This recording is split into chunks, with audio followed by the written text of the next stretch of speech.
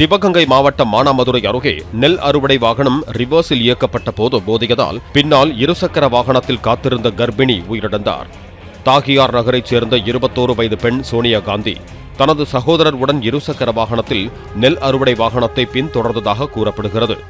அப்போது சாலையின் குறுக்கே தாழ்வாக மின்கம்பி தொங்கியதால் ஓட்டுநர் திடீரென வாகனத்தை நிறுத்தி பின்புறமாக ரிவர்ஸில் இயக்கியதாக கூறப்படுகிறது. அப்போது பின்னால் காத்திருந்த இருசக்கர வாகனம் மீது மோதி விபத்து நேரிட்டது.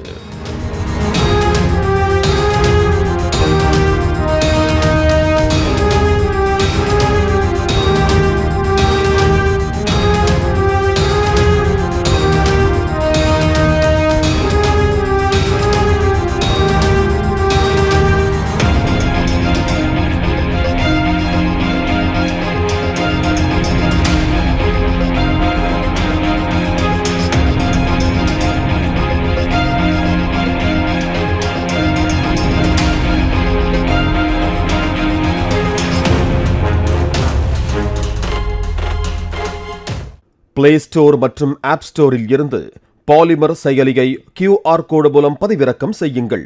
செய்திகளை உடனுக்குடன் பெறுங்கள்.